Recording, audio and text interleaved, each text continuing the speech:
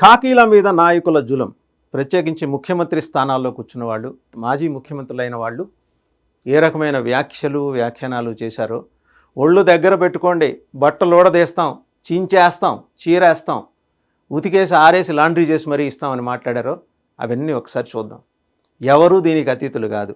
తెలుగుదేశము అతీతమైన పార్టీ కాదు, వైఎస్ఆర్సీపీ అంతకన్నా కాదు. ఇవాళ జగన్మోహన్ రెడ్డి గారు రెచ్చిపోయి ఆయన గొంతులో తీవ్రత చూసాం. గొంతు బొంగురుపోయింది ఆయన మాట్లాడేప్పుడు. ఆయన పోలీసులు అంటే ఆయన అన్నదేంటి, నా కార్యకర్తల్ని నా పార్టీ నాయకుల్ని అన్యాయంగా వేధిస్తున్నా, అంటే ఆయన దృష్టిలో అన్యాయంగా వేధిస్తున్నా పోలీసులందరి సంగతి తేలుస్తారట. ఇంతకుముందు సప్త సముద్రాలు దాటిస్తా అన్నాడు, ఇప్పుడు ఆ ఫెసిలిటీ లేదు, కేవలం బట్టలు తీసి ఉద్యోగాలు పీకేస్తానంటున్నాడు. కొంచెం తగ్గాడు ఆయన. సరే, అంతకుముందు చంద్రబాబు గారు ఏమన్నారు, అంతకుముందు అచ్చెన్నాయుడు గారు ఏమన్నారు. అచ్చెన్నాయుడు గారు వాస్తవంగా ఆయన బోళా మనిషి, నోరు తెరిస్తే ఎలాంటి మాటలు వస్తాయో ఆయనకే తెలియదు. జనం ఎంతమంది ఉన్నారు చుట్టూ, ఎవరైనా కెమెరాలు పెట్టుకుని స్పై కెమెరాలు పెట్టుకుని రికార్డు చేస్తున్నారా, ఆయనకు అనుభవం ఉంది. పార్టీ లేదు బొక్క లేదు అన్న మాట అనుభవం ఉంది. ఆ తర్వాత చాన్నాళ్ళు సైలెంట్ అయిపోయారు. ఆ తర్వాత చంద్రబాబు గారు అరెస్ట్ తర్వాత టెలికాన్ఫరెన్స్ పెట్టి ఆయన జిల్లా పార్టీ నాయకుల్ని వేడుకోవటం, ఎక్కడ ఎవరు లేరు దయచేసి 10 మందినైనా పంపించండి లేకపోతే బాగోదని వేడుకోవటం, అదే ఆడియో రికార్డు పెట్టి మళ్ళీ ఆయన్ని బదనాం చేశారు సొంత పార్టీ నాయకులే. సరే, ఆ తర్వాత అది వేరే సంగతి అనుకోండి. అసలు అచ్చెన్నాయుడు గారు ఏం మాట్లాడారు, చంద్రబాబు నాయుడు గారు ఏం మాట్లాడారు, చంద్రబాబు నాయుడు గారు ఏం మాట్లాడారు, ఇవన్నీ చూస్తే కనుక తర్వాత జగన్మోహన్ రెడ్డి గారు ఏం మాట్లాడారు. జగన్మోహన్ రెడ్డి గారు మొదలు ఆయన ప్రతిపక్ష నాయకుడిగా ఉన్నప్పటి నుంచి చూస్తున్నాం. బట్ చంద్రబాబు నాయుడు గారు ప్రతిపక్ష నాయకుడిగా ఉన్నప్పుడు కొంత సంయమనంతో ఉండేవాళ్ళు. అంటే 2014కి పూర్వం సంగతి చెప్తున్నా.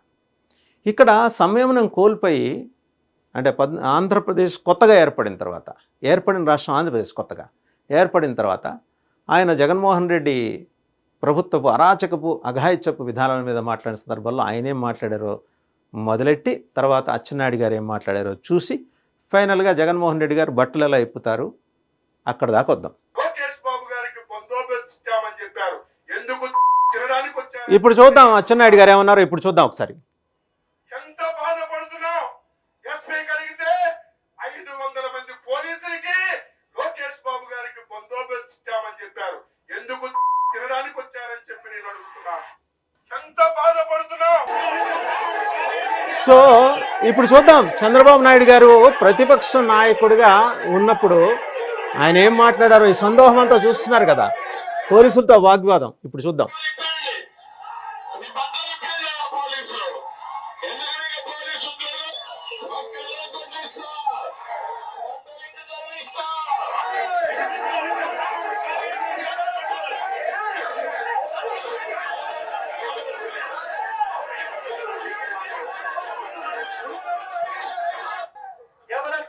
సరే, ఇప్పుడు జగన్మోహన్ రెడ్డి గారు ఏమన్నారో కూడా చూద్దాం. ఏమన్నారు ఆయన, బట్టలు తీస్తారట, ఉద్యోగాలు పీకిస్తారట. ఎక్కడ ఇది, రాప్తాడు వెళ్ళారు కదా ఆయన పరామర్శకి, విందాం అది ఆయన ఏమన్నారు.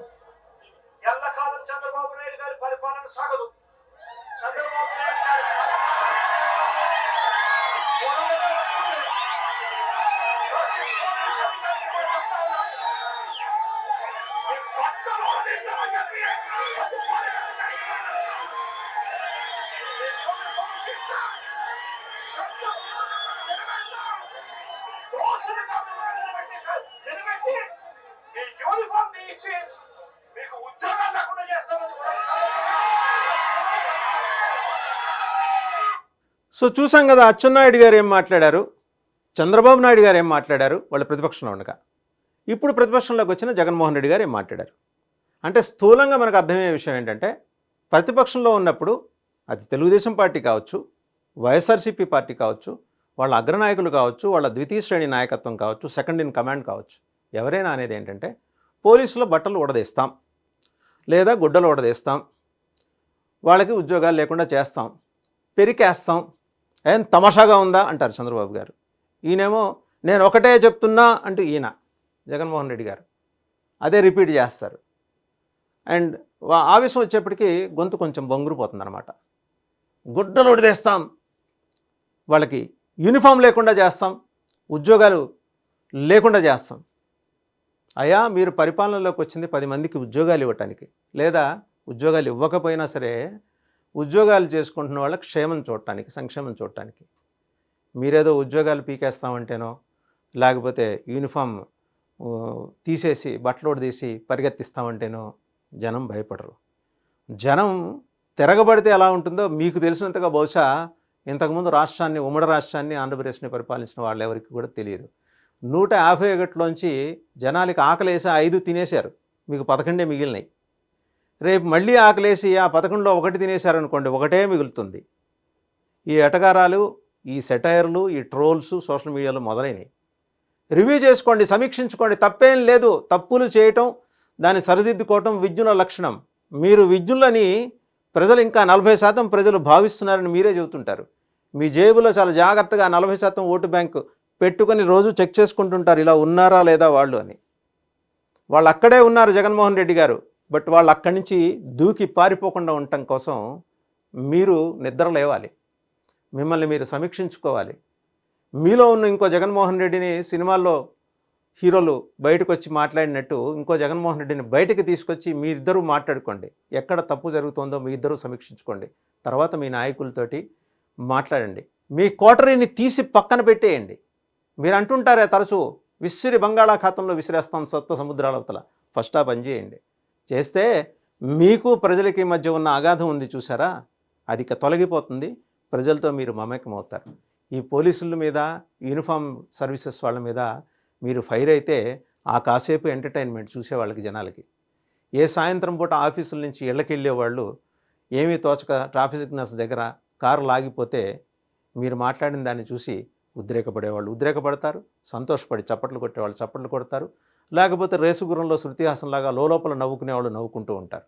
బట్ ఇది కాదు సమాజం మీ నుంచి కోరుకుంటున్నది. జగన్మోహన్ రెడ్డి గారు, జగన్మోహన్ రెడ్డి పరిపాలించాలి, సవ్యంగా పరిపాలించాలి, సంక్షేమ పరిపాలన అందించాలి, అభివృద్ధితో కూడుకున్న పరిపాలన అందించాలని మీకు 151 ఇచ్చి పంపించారు.